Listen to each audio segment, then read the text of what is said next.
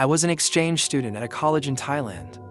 While there, I heard many of the same stories that my parents told me when I was younger. Here was one story I kept hearing that always gave me chills: the legend of Mainak.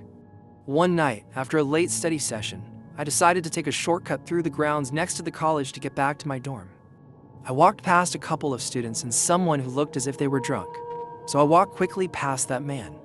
When I turned the corner, I saw a woman in traditional Thai clothing standing by an old tree. Her long black hair covered her face. She was crying. "Excuse me, are you okay?" I called out, my voice shaky. She didn't respond. Instead, she slowly turned her head. My heart nearly stopped when I saw her hollow, dark eyes. The stories about Mainak flooded my mind. I turned to run, but it felt like the ground was pulling at my feet. She started floating towards me, her feet not touching the ground. Panic gripped me. I stumbled, struggling to breathe. Somehow, I managed to break free and sprinted back to my dorm, slamming the door behind me. My roommates laughed at my story, but I couldn't get those hollow eyes out of my head. The next day, I learned the temple was indeed the site of Mainak's legend. Local students avoided it at night. I never took that shortcut again. Every time I passed the temple, I felt a chill, remembering my encounter with the ghost of Thailand.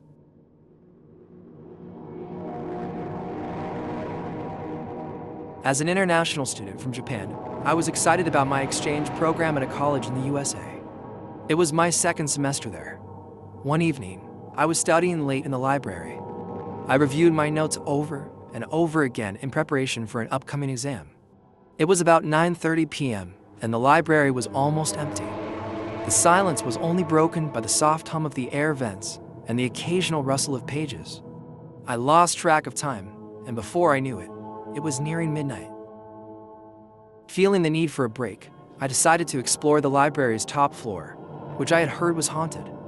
My friends had told me stories about strange noises and ghost sightings, but I always laughed them off. Curiosity got the better of me, and I headed up the narrow staircase. The top floor was dimly lit, and the air felt colder. Rows of old books lined the shelves. It looks as if no one ever comes up there. There was no one around. As I wandered through the aisles, I heard a faint whisper. I stopped, straining to listen, but the sound faded away. I shook my head, convincing myself it was just my imagination. Turning a corner, I saw an old newspaper inside the glass case on the wall. I walked closer to see what the article is about. I can see my reflection in the glass case. Suddenly, I saw a shadowy figure move behind me, and I spun around, but the aisle was empty. My heart raced as I turned back to the glass case. The shadow was gone, but the air felt heavier, and I started to get goosebumps. I felt shivers down my back. I decided I had enough exploring for one night and started back towards the stairs. As I walked, the whispering returned, growing louder and more urgent. It seemed to be coming from all directions. It sounded as if it bounced around the room. I felt the anxiety build up, and I started to run towards the staircase. I opened the door and saw a shadow standing in the corner across from me in the stairwell. I screamed and jumped onto the stairs, losing my balance and tumbling down the stairs. I landed hard at the bottom, pain shooting through my ankle. I limped the rest of the way down to the first floor. I limped back to my dorm, shaken and terrified. My friends found me the next morning, pale and trembling, and took me to the campus health center. I never returned to the library at night. I later learned that the top floor had a history of unexplained occurrences dating back to the early 1900s, when a student mysteriously disappeared. The incident left me deeply unsettled, and I couldn't shake the feeling that something sinister lingered in the shadows of the old library. As a nursing student, I was thrilled when our class was selected for a trip to India to help the locals. Our group, including a few of my clinical instructors and fellow students, was eager to provide medical care in the rural areas. We were stationed in a small village known for its beautiful landscapes and vibrant culture. The villagers welcomed us warmly, and we quickly got to work setting up clinics and treating patients. One evening, after a long day of work, I sat by the fire with a few of the local villagers, listening to their stories.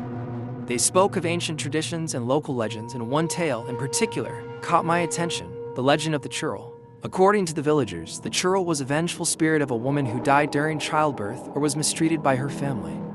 She was said to appear as a beautiful woman to lure in her victims, but would reveal her true, horrifying form before taking their life. That night, as I tried to sleep, the story kept replaying in my mind. I dismissed it as just a myth meant to scare children. The next day was just as busy, but the eerie legend lingered in the back of my thoughts. A few nights later, I stayed late in the clinic to finish some paperwork. The others had gone back to our temporary lodgings, leaving me alone. The clinic was quiet, save for the occasional rustle of leaves outside. Suddenly, I heard a soft, melodic humming. It was beautiful and seemed to be coming from outside. I stepped out to see who it was. I saw a woman standing at the edge of the forest. She was breathtakingly beautiful, with long, flowing hair and a serene expression. Her sari flowed in the wind, and she walked slowly towards me. "Hello," I called out. "Are you all right?" The woman turned to face me, and for a moment, I was captivated by her beauty. She beckoned me closer, her movements graceful and entrancing. I took a few steps forward, but something in the back of my mind screamed at me to stop. The air around me grew colder, and the once melodic humming turned into a chilling whisper. As she was walking towards me, I noticed her feet were positioned backward compared to the rest of her body. I felt a lump in my throat and chills down my arms. I froze as the woman's face twisted into a horrifying visage. Her eyes darkened, and her mouth stretched into an unnatural, ghastly smile. My instincts kicked in, and I turned to run. I could hear her behind me, her whispers turning into guttural growls. I sprinted back to the clinic and slammed the door shut, my heart pounding in my chest. The growls faded, replaced by an eerie silence. The next morning, I told my instructors and the locals about my encounter. The villagers performed a cleansing ritual around the clinic, and we made sure never to stay out late alone again. Subscribe now.